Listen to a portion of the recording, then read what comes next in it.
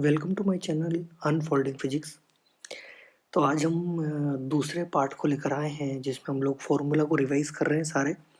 और इसमें हम लोग रिवाइज करेंगे सारे यूनिट एंड डायमेंशन और एरर के जितने भी फॉर्मूले हैं हम उनको रिवाइज करेंगे। तो चलिए शुरू करते हैं भाई। तो सबसे पहले अपन बात करें बेसिक पार्ट की कि भाई हमारी जो फिजिकल क्वांटिटीज़ होती हैं उनको हम दो पार्ट में डिवाइड कर सकते हैं। एक तो होगी फंडामेंटल, ठीक है, और दूसरी होगी कौन सी, डिराइव्ड। तो अब इन फंडामेंटल को भी क्या है, दो पार्ट में हमने डिवाइड कर रखा है। एक तो है कौन सी, 7 जो फंडामेंटल क्वांटिटीज़ हैं, और इनके अलावा दो और हैं, ठीक है, जो हमारी कौन सी होगी, सप्लीमेंट्री क्वांटिटीज़ होंगी, ठीक है। इनके अलावा जितनी भी होगी वो सारी की सारी क्या होगी, डिराइव्ड होगी। अब ये फंडामेंटल और सप्लीमेंट्री कौन कौन सी है वो एक बार मैं बता देता हूँ यहाँ पे आपको। देखिए, पहली तो लेंथ है, यूनिट होती है मीटर, एम से रिप्रेजेंट करते हैं। फिर mass, time, current, amount of substance, temperature, luminous intensity, इन सभी की यूनिट मैंने लिख भी दी है यहाँ पे, ये देखिए, ठीक है। ये इनके सिंबल भी लिख दिए हैं, ठीक है। दो सप्लीमेंट्री कौन कौन सी हैं, प्लेन एंगल, यूनिट होती है रेडियन, RAD से रिप्रेजेंट करते हैं। सॉलिड एंगल, यूनिट क्या होती है, स्टेरेडियन, SR से रिप्रेजेंट करते हैं, ठीक है। चलो भाई, अब हमारे पास सिस्टम ऑफ यूनिट कौन कौन से हैं बेटो, तीन है एक्चुअली, है ना। SI, CGS और FPS, ये तीन हमारे पास सिस्टम ऑफ यूनिट है, ठीक है। अब थोड़ी बहुत जो कॉमनली यूज्ड यूनिट्स होती हैं, कन्वर्जन होते हैं यूनिट्स के, वो हम लोग बेटा यहाँ देख लेते हैं, क्योंकि कई बार ये यूज़ हो जाती है सवालों में, और अगर ये पता नहीं होती तो सवाल गलत होने की संभावना बढ़ जाती है, तो इसलिए देख रहे हैं। 1 एंगस्ट्रॉम में क्या होता है बेटा, 10⁻⁻10 मीटर होता है। एक मेट्रिक टन में क्या होता है बेटा, 10⁻³ kg होता है, याद रखना। एक टन में जो है 1000 kg होते हैं। एक पाउंड में बेटा 0.4537 kg होते हैं। आप लोग 450 ग्राम भी याद रख सकते हो, है ना, 450 ग्राम एक्चुअली एक किलो में, सॉरी एक पाउंड में, ठीक है। 1 लीटर में क्या होता है बेटा, 10⁻³ मीटर क्यूब होता है, ठीक है। Horse power 746 vote, Newton 10⁻⁵, joule 10⁻7 अर्ग, 1 इलेक्ट्रॉन वोल्ट बराबर 1.6 × 10⁻⁻19।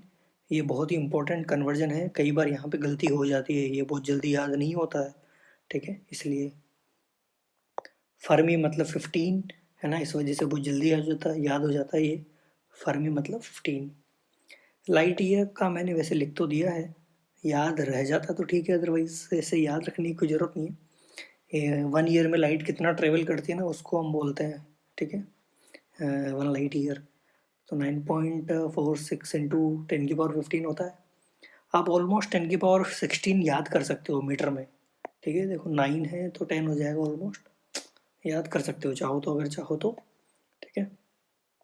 ये हो गया एस्ट्रोनॉमिकल यूनिट, 1.5 इंटू 10⁻11 ऑलमोस्ट, ठीक है।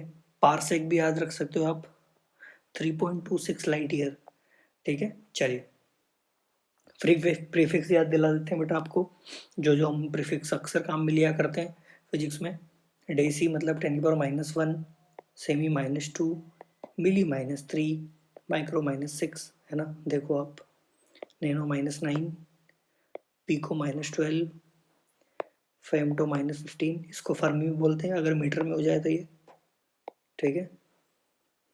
एटो मतलब -18, डेका मतलब 10, हेक्टो 10⁻2, किलो मतलब 10⁻3, मेगा मतलब 10⁻6, गीगा मतलब 10⁻9, टेरा मतलब 10⁻12, पेटा मतलब 10⁻15, और एक्सा मतलब 10⁻18, ठीक है बेटा। चलिए, ये सारे प्रीफिक्स याद कर लिए हमने।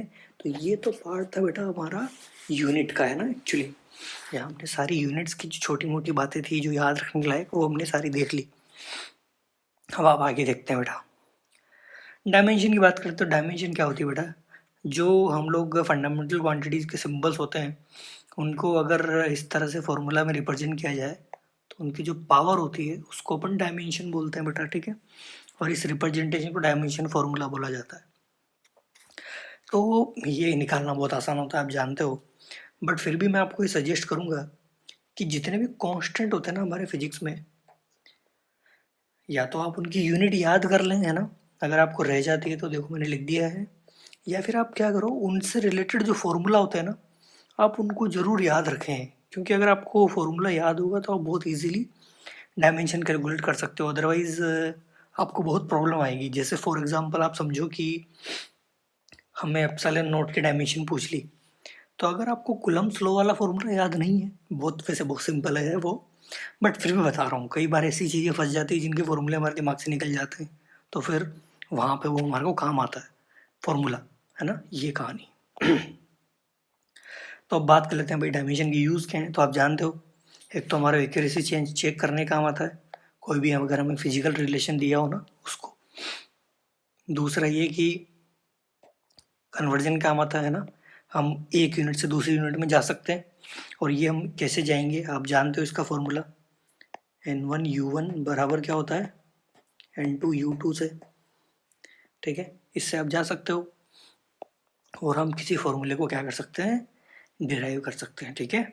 चलिए बेटा, तो ये था बेटा आपका पूरा यूनिट डायमेंशन, मैंने बहुत शॉर्ट में कवर किया है ना, कोई बहुत ज़्यादा बातें नहीं करी है। एक चीज़ और भूल गया था मैं, यस, ये मैंने लिखा इसीलिए था, आपको डायमेंशन में मोस्ट ऑफ द केसेस में एक ही डायमेंशन याद रखनी, वो है फोर्स की, M1L1T-2। याद रखें 90% डायमेंशन इसी से निकल के आती है बेटा, फोर्स के फॉर्मूले से, है ना। फोर्स क्या होता है, मतलब आप समझो कहीं ना कहीं से हम रिलेट कर ही सकते हैं इसको, तो ये हमारे लिए अच्छा रहेगा कि अपन फोर्स की तो याद कर लें, 1 1 - 2 एक्चुअली। चलिए बेटा एरर शुरू करते हैं। तो सबसे पहले तो बात करते हैं एब्सोल्यूट एरर की। एब्सोल्यूट का मतलब आप जानते हो फिजिक्स में जिसको अपन बोलते हैं सिंगल, कि हम जिस किसी को कंपेयर नहीं कर रहे हैं ना, उसको हम एब्सोल्यूट बोल दिया जाता है फिजिक्स में। तो क्या होता है बेटा absolute error, true value minus measured value. And relative error की बात करें तो रिलेटिव एरर क्या हो जाएगी, अब रिलेटिव का मतलब होता है कंपेयर करना, तो अब कंपेयर हम किससे कर रहे हैं, ट्रू वैल्यू से, ठीक है, याद रखें आप लोग। इसको बेटा फ्रैक्शनल एरर भी बोलते हैं रिलेटिव एरर को, ठीक है। तो परसेंटेज रिलेटिव एरर के लिए हम क्या करें, मल्टीप्लाई कर दो 100 से, आपके पास क्या आ जाएगी, परसेंटेज एरर आ जाएगी। अब बात ये आती है कि अगर हमें कोई ऑपरेशन दे रखे हों, addition subtraction divide multiply power में, तो उनकी एरर कैसे निकाली जाए, ठीक है भाई। तो हमें क्या करना होता है, देखो इनमें हमें हमेशा मैक्सिमम पॉसिबल एरर कैलकुलेट करनी होती है बेटा, याद रखें आप ये हमेशा। तो इस वजह से क्या होता है, एरर हमेशा ऐड होती है इसमें, क्योंकि हम मैक्सिमम पॉसिबल एरर में बिलीव रखते हैं। तो भले ही आपने माइनस किया हो या भले ही आपने प्लस किया हो, पर हम लोग एरर को हमेशा क्या करते हैं बेटा, ऐड ही करते हैं। देखो आप एरर को हमेशा क्या करते हैं, हम लोग ऐड करते हैं, प्लस करते हैं, याद रखें आप, ठीक है।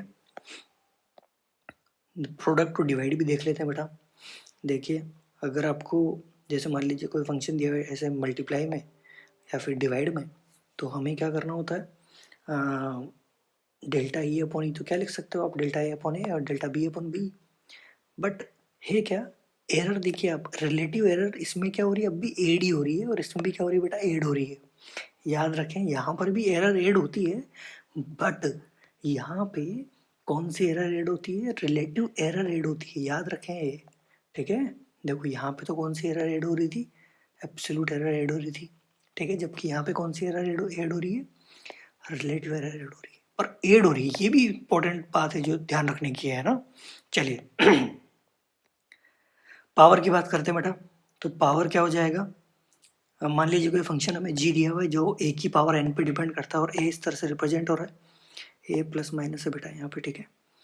तो डेल्टा जी अपॉन जी क्या हो जाएगा, ये पावर आगे आ जाती है बेटा, ठीक है, याद रखें पावर क्या होती है, आगे आ जाती है, और रिलेटिव एरर से मल्टीप्लाई कर दिया जाता है अगर हमें जी में रिलेटिव एरर फाइंड आउट करनी है तो, ठीक है गाइस। सो ये था सारा रिवीजन, ठीक है।